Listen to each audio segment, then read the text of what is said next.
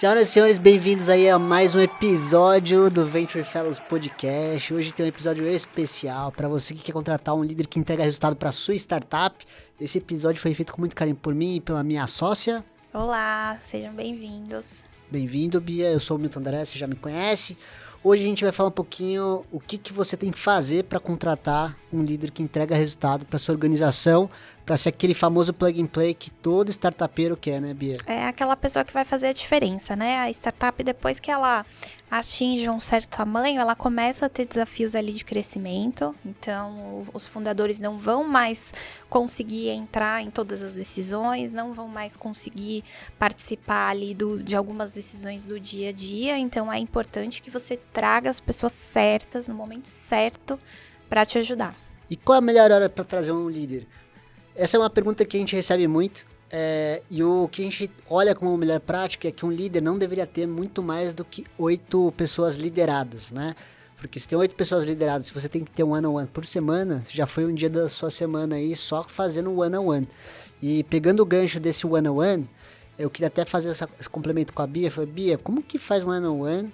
Como que você avalia na contratação de um líder para sua startup quando se fala de um tema de one-on-one que é tão crítico e importante quando a gente fala de liderança? Acho que quando você vai fazer uma entrevista, né, o principal é você ter que capturar como que é o estilo de liderança daquela pessoa, né? Talvez até antes disso, talvez você tenha que entender o que aquela pessoa entende por liderança. Então, é aquela pessoa que vai participar de todas as decisões, ou é uma pessoa que prefere que o time tenha mais autonomia, uma pessoa que quer pegar mais na mão? Então, isso varia de pessoa para pessoa. Na maioria dos casos, não vai ter uma receita de bolo, mas tem aquilo que faz parte da cultura da organização, né? Então, acho que num momento de uma entrevista, eu faria uma pergunta do tipo, como que você trata os one-on-ones dentro da sua equipe? Quais são os temas que você costuma abordar? E quais são os tipos de pergunta que você consegue fazer? Tudo isso para capturar um pouco do tipo de líder que é aquela pessoa.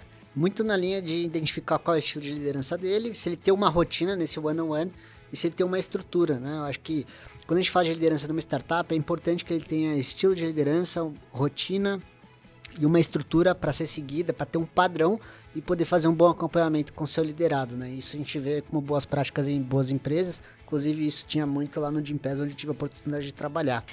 Acho que também vale a pena abordar nesse rol de perguntas sobre liderança. Eu perguntaria também como que funciona o feedback, né? Então, não tanto como a pessoa dá feedback, a gente já vai falar sobre isso daqui a pouquinho numa questão de performance, mas muito como aquela pessoa reage a feedbacks. Então, talvez uma boa pergunta de entrevista seria: você já teve que tomar alguma mudança no seu comportamento ou nas suas atitudes com base em um feedback que você recebeu? Porque todo mundo recebe, né? A gente sabe que as organizações têm por prática que isso é importante, as pessoas têm pontos positivos e têm pontos a melhorar, isso é natural da natureza humana. Mas como você reage a esses feedbacks? Você já implementou alguma mudança com base em um feedback que você recebeu? E mais importante que isso, pedir exemplos, né? Porque muitas vezes a gente faz essa pergunta numa entrevista: você já aceitou um feedback e evoluiu? É uma pergunta que muitas vezes a pessoa fala, putz, já, né? E acaba por aí. Só que um bom recrutador, um bom líder, CEO de startup, quando vai entrevistar essa liderança, fala, então me cita um exemplo que foi marcante para você. O que vai acontecer praticamente é essa pessoa olhar para cima, para direita ou para esquerda, né? Isso tem um aspecto psicológico, linguagem corporal, e a pessoa vai falar, tipo, poxa, vou resgatar aqui um exemplo que eu tive, e ela entra em detalhamento sobre uma situação em que ela recebeu o feedback, ela teve que aplicar e mudar o comportamento para poder evoluir na organização. Isso é muito importante, a escutativa é cada vez mais relevante na construção de startups. Outra coisa legal nessa entrevista sobre aspecto de liderança é perguntar para essa pessoa por que ela quer ser líder, né, Bia? Exatamente, né? Porque a pessoa, ela tem, né, geralmente, conforme ela vai crescendo na carreira, ela vai evoluindo e ela tem 2 caminhos, né? Ou ela pode continuar sendo um contribuidor individual e eventualmente se tornar um especialista, mas não ser responsável por uma gestão de time, ou ela pode assumir um papel de coordenador e começar a fazer, de fato, gestão de pessoas, né? Então, acho que a pessoa precisa ter um pouco de clareza. Você consegue capturar muito fazendo essa pergunta do porquê a pessoa quer se tornar um líder, né? Aqui no Brasil, a gente ainda tem uma visão um pouco distorcida de que o único jeito de evoluir é você se tornar um chefe, né? Digamos assim, de forma mais informal. Você ter pessoas respondendo para você, mas isso não necessariamente precisa ser verdade. É verdade. E por que ser um líder, às vezes, a gente tem que identificar que às vezes a gente está pegando uma liderança já pronta para trabalhar na minha empresa, né? Na sua empresa, na empresa de você que está assistindo aqui o nosso podcast. E quando a gente faz isso, a gente tem que entender por que aquela pessoa ela já é o líder e como ela fez para chegar lá. Porque quando a gente fala de startup, o que acontece muito? Um fundador de startup contrata um time super jovem, a startup começa a crescer e na necessidade ela tem que crescer essas pessoas junto com ela. E nisso, o que acontece? Às vezes essas pessoas crescem de uma maneira tão rápida que elas não estão preparadas para ser líder de gestão dessa startup. E aí o que acontece? Rola uma segunda rodada de investimento, o fundo fala assim, eu preciso de líderes mais especialistas aqui que manjam mais de determinado assunto. E esse líder que está nessa empresa atual, talvez não tenha as competências para esse próximo momento da startup. E aí existe um movimento aqui. Ou essa pessoa, ela entende o momento da empresa, entende que ela vai ter um outro gestor e vai aprender com esse gestor, ou essa pessoa realmente se desenvolve, cresce rápido, ou ela opta para sair para o mercado. O que é importante quando você vai avaliar esse movimento, quando você vai contratar um líder? Tenta entender quais dessas 3 situações se encaixa para essa pessoa. O que aconteceu com ela nesse momento de crescimento? Porque normalmente toda startup quer alguém que rampou numa startup anterior, né, para trazer o playbook. E isso acontece. Então, quando você for fazer essa avaliação, pessoal, na entrevista de um líder, pergunta para ele como que ele conseguiu chegar nessa liderança. Porque às vezes essa pessoa nem queria ser líder, né? E ela acabou virando líder, e aí ela já tá líder, e que para trabalhar em outra empresa ela não quer reduzir o salário, ela tem que ser um outro líder. Tem vários aspectos, várias nuances que você tem que fazer durante essa entrevista para entender como ela fez para chegar lá. Porque tem gente que nasceu que quer ser líder de qualquer jeito, quer ser CEO de empresa, quer ser diretor. Pô, isso é ótimo, é super legal, imagino que é isso que você quer também, mas tem pessoas que por acidente acabaram virando líderes pela situação e pelo contexto. Sim. Né? E a gente, na nossa experiência, né, na consultoria, a gente acaba pegando alguns casos, às vezes, principalmente em áreas mais técnicas, onde a pessoa assumiu uma função de liderança, exerceu aquele papel por um tempo e depois ela se questiona. Ela fala, putz, mas talvez eu gostasse mais de fazer a minha função técnica, ficar ali no dia a dia, não ser responsável pela gestão da carreira e de diversos outros aspectos com liderados, né? Então, acho que vale a pena também trazer que isso acontece e que não necessariamente a carreira vai ser linear, né? Nem sempre a carreira precisa ser linear. Então, fica também esse adendo. E tem um outro aspecto sobre liderança que é a mão na massa, né, Bia? Esse aí é legal pra caramba, porque é polêmico. Quando a gente vai trazer um líder para uma startup, o que a gente mais escuta é, eu quero alguém que vai liderar, mas vai botar a mão na massa, né? E aí, como que a gente faz para identificar isso numa entrevista? Eu perguntaria um exemplo, de novo exemplo, né, de uma situação em que o líder teve que colocar a mão na massa. Por que colocou a mão na massa e qual foi o desfecho? Por quê? Porque com isso você consegue capturar se aquela pessoa colocou a mão na massa realmente de fato porque era necessário, porque o momento pedia, ou até também para você capturar uma certa tendência ali de entrar demais. Porque você não vai querer um líder que vai ficar no operacional sempre, né? A ideia de um líder é que, claro, quando necessário, ele entre, mas que na grande maioria dos casos ele vai estar ali para auxiliar e para dar suporte à equipe. E muitas vezes você consegue identificar se ele é um líder micromanager ou não, né? Esse é o ponto, se vai entrar demais ou não. Exato. Boa. Bom, o segundo ponto, né, que a gente traz aí como grande tema para ser abordadas em entrevistas com gestores seria, de certa forma, a comunicação e a transmissão dos objetivos da organização, né? Comunicação e estratégia. Então, nesse momento, você quer capturar como que a pessoa entende a visão da organização onde ela trabalha e também como ela transmite isso para a equipe dela. Por quê? Porque numa startup que tem ali uma estratégia, que tem ali um runway, às vezes, de 1 ou 2 anos para se provar e para sobreviver, é essencial que todas as pessoas entendam de fato o que está sendo feito ali e que saibam quais são os objetivos da organização. Total. E aí uma pergunta que a gente pode fazer nessa ótica, de falar de transmissão de objetivos, de entender o contexto onde que essa pessoa está se colocando nessa contratação, a pergunta que eu faria como CEO dessa startup seria, como que seriam seus primeiros 30 dias, 60 dias, 90 dias da organização, né? Aqui, o que eu quero enxergar? Como que essa pessoa lida com uma mudança de carreira, como ela faz um mapeamento de situação e até o quanto essa pessoa é curiosa sobre a sua empresa. Quando a gente contrata uma liderança, é esperado que essa pessoa, quem já assistiu os nossos episódios anteriores, ela tenha feito uma pesquisa sobre a sua empresa, sobre o segmento de atuação, quem são os principais clientes, se já teve rodada de investimento, quem são os investidores. Todas essas pequenas informações, elas dão dicas sobre a cultura da empresa. E quando a gente está falando de cultura, é muito importante nessas perguntas que você for fazer, para ver se essa pessoa que você vai contratar está alinhada com o que você quer para o longo prazo. Então, quando você fala do 30, 60, 90 dias, tem um livro muito legal de Harvard, eu não lembro o nome agora, mas se eu não me engano é os 90 primeiros dias, em inglês. E ele quebra, né, em vários dias, o que você deveria fazer cada dia.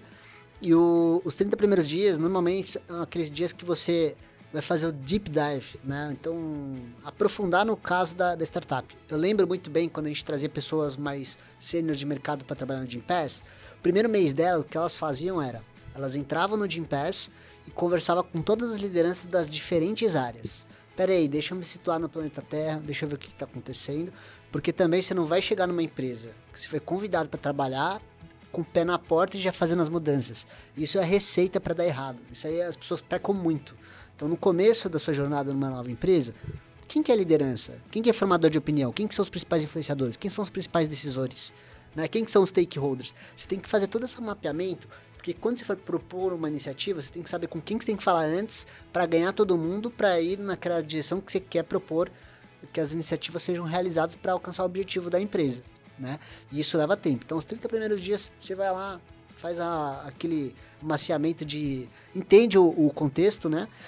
Depois, nos 60 e 90 dias, você já começa a desenhar o plano de ação para no final dos 90 dias já ter o plano de ação e já rampar, né? Por isso que a gente também tem falado do período de experiência dos 90 dias. Sim, você descreveu muito bem o que seria, né, uma resposta ideal de um candidato, mas acho que quando você lança essa pergunta em uma entrevista, eu deixaria essa pergunta talvez para um segundo ou um terceiro estágio, uma terceira rodada de entrevistas, quando o candidato já está um pouco mais familiarizado com as principais pessoas, né, com quem ele vai ter contato e também um pouco mais familiarizado com os desafios do seu negócio. Mas eu esperaria basicamente que a pessoa demonstre, né, que ela tem um conhecimento sobre a área que ela vai assumir, então que ela conheça de fato ali os desafios dentro daquela função que ela vai exercer, mas que ela também demonstre um certo bom senso no seguinte sentido de demonstrar um raciocínio lógico e que faça sentido com a sua realidade e com os desafios que você descreveu para ela. Ela não vai ter conhecimento profundo a nível de explicar para você um plano de ação concreto com ações a cada 90 dias em uma entrevista.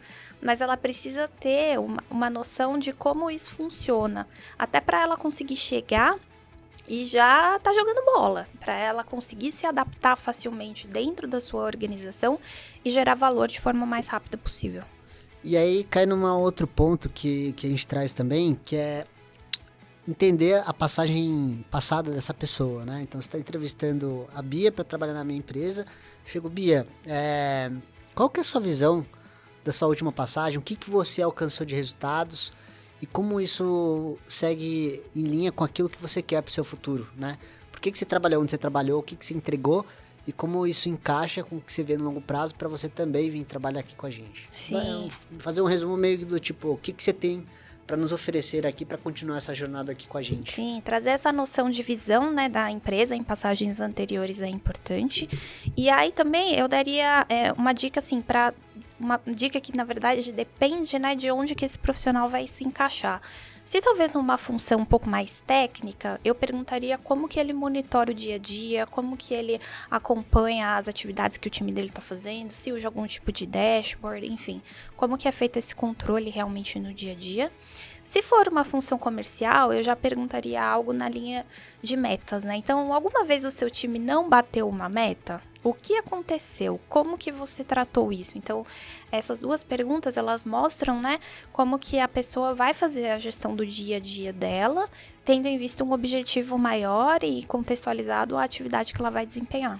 Então é importante ela saber quais são as métricas a serem seguidas, porque com a experiência dela, ela vai saber o que é métrica que vai funcionar para determinada iniciativa para gerar o resultado esperado. Então, quando você estiver conversando com essa pessoa, entenda quais métricas você olharia para chegar a um determinado resultado que a gente espera que você alcance entrando para nossa empresa. Lembrando que sempre que você for contratar um líder, você tem que ter alguma meta esperada, alguma expectativa em relação a esse profissional, até para ele também saber o que ele pode esperar juntando a sua organização.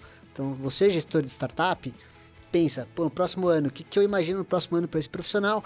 Porque daí você vai poder fazer umas perguntas mais assertivas sobre os tópicos que você quer que esse profissional resolva dentro da sua organização. Então, quais métricas você olharia para aumentar as vendas? Quais atividades você olharia dos vendedores?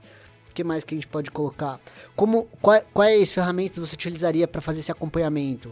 É um CRM do tipo Salesforce, Pipedrive, Pipefy, enfim, existem N ferramentas que pode usar, principalmente em vendas, né, para acompanhar as atividades e entregar os resultados esperados, né? Exatamente. E para a gente fechar, né, esse ponto aí sobre comunicação, eu também faria uma pergunta sobre cenários adversos. Então, eventualmente, se a pessoa já passou por algum cenário em que ela teve que dar uma notícia ruim, uma notícia negativa, e como que ela se preparou para isso, né? Isso demonstra muito do aspecto humano daquela pessoa e também do grau de maturidade, né? De, às vezes, acontecem coisas inesperadas e ninguém gosta de tomar certas atitudes, mas às vezes é necessário. E é estilo de gestão cultural, né? Às vezes tem empresa que a comunicação direta talvez não seja a melhor forma que funcione para aquela empresa.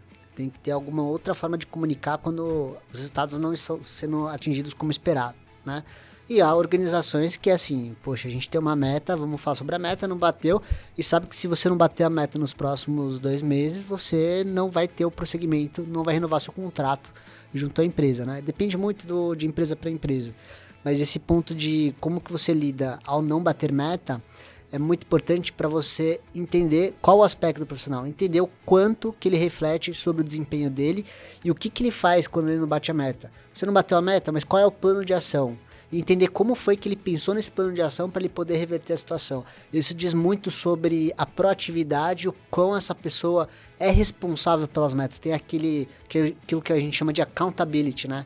Então é a responsabilidade sobre as metas e o que fazer para reverter um cenário que muitas vezes é adverso. Perfeito, Milton. Bom, indo então para o nosso terceiro grande tópico, né, para abordar em entrevistas com gestores, o próximo passo seria a performance, né? Então, a gente sabe que, por exemplo, se você tiver uma equipe com 8 profissionais, eles não vão ser iguais, eles vão ter características muito diferentes e vão ter níveis de entrega muito diferentes também. Cada pessoa vai agregar valor de uma certa forma diferente e você vai precisar, de certa forma, tratar essas pessoas de forma diferente também. Então, a gente recomenda, né, perguntas sobre como você mensura a performance no seu time, quais são as medidas. Isso é difícil, né, porque é necessário ter uma régua igual para você fazer a avaliação de todos e assim você entender exatamente em que ponto está cada um. E adicionaria também a pergunta de como tratar os dois extremos, né? Então, os profissionais que são aqueles top performers que você não quer de jeito nenhum que saiam da sua empresa, que você precisa que eles permaneçam ali engajados e gerando valor para o seu negócio. E também os que estão na outra ponta, que não estão agregando valor. Como que você vai resgatar esses funcionários? Como que você vai dar suporte para que eles possam se reorganizar e contribuir com o time? Muito bom.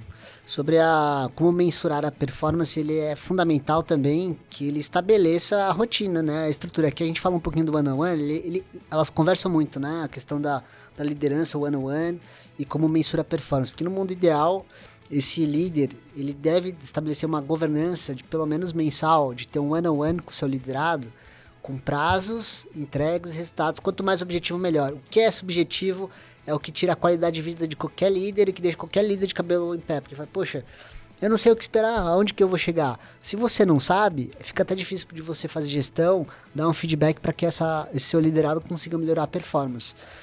E quando a gente fala de tratar dos top performers e os piores, os que não estão performando, é legal também você perguntar para ele, tá, você teve um time que tinha que estavam performando muito bem e os que estavam performando mal.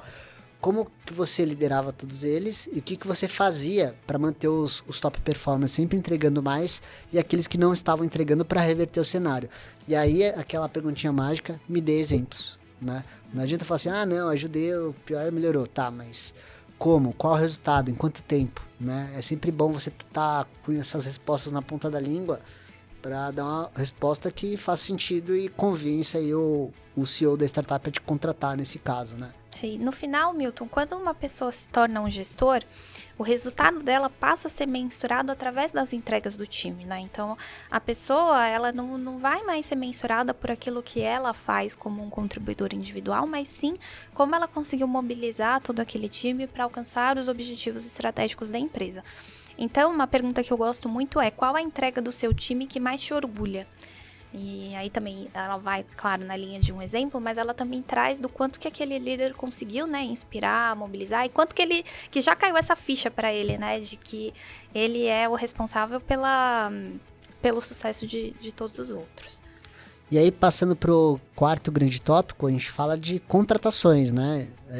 Embora a gente esteja falando de um CEO de startup que está contratando um líder para sua organização, a gente tem que pensar também que esse líder que a gente está contratando, ele também vai precisar contratar pessoas. E essa é uma falha que eu vejo muito grande quando a gente vê startup contratando CTO. O que acontece? O mercado de tecnologia ele é extremamente perverso hoje em dia. Tem muita demanda para esses profissionais e tem pouca oferta de profissional para suprir as demandas das startups, né? E quem normalmente ganha esse jogo de rouba-monte de desenvolvedores, né? O pessoal subestima muito, mas você tem que avaliar nesse líder o rapport, o quanto ele tem soft skills, o quanto ele consegue engajar esse desenvolvedor, desenvolver uma conexão para atrair o time, né? Não adianta você trazer um líder super bom técnico que não tem aquele sex appeal, né? Que as pessoas se sentem atraídas para trabalhar com aquele líder que inspira. Então você deve perguntar para esse profissional como foi para ele contratar profissionais, o que ele fez, que estratégia ele usa, como que ele desenvolve o rapport com os candidatos, né? Todo mundo tem uma estratégia para desenvolver um rapport. E um líder, todo líder deveria ter também essa estratégia bem clara. Então a gente subestima, muitas vezes a gente não pergunta isso, mas se você trabalha numa startup que está crescendo e vai fazer uma nova rodada daqui 12 meses ou 24 meses, vai precisar crescer, vai precisar contratar muita gente, você vai precisar de um líder inspiracional para conseguir atrair gente. Imagina você crescer e tiver um líder super bom tecnicamente, mas que não tem habilidade nenhuma com pessoas para atrair pessoas. Você vai ter uma dificuldade, você vai ter um gargalo de crescimento da sua empresa para atrair novos profissionais, né? Exatamente. Então, as perguntinhas aqui de entrevista, né? Você pode abordar as qualidades que ele observa, né? Quando você vai fazer uma contratação, quais são as principais características, o que você está buscando, né? Exatamente qual a sua estratégia. Eventualmente, como que aquela pessoa se sente sobre fazer uma contratação interna, né? Na verdade, uma promoção, ou buscar um profissional externamente. Por quê? Porque muitas vezes na startup você vai ter ali pessoas, né? Você pode chegar numa situação em que você tem um time e você precisa contratar uma liderança para aquele time. Será que você vai buscar alguém ali internamente que talvez esteja pronto, ou quase pronto para ser um líder, ou você vai preferir trazer uma pessoa de mercado mais validada, enfim?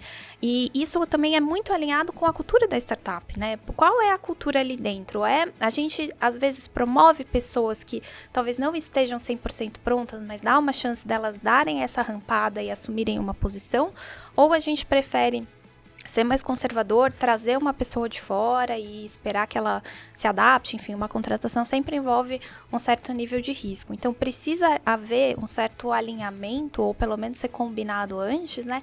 Qual é a cultura daquela pessoa, em que ela acredita, para que você consiga ter ali os melhores resultados. E mais do que isso, quando a gente vê casos de promoção interna, é legal, porque abre uma nova agenda de identificar como esse líder identifica potenciais lideranças para ser o seu próximo sucessor.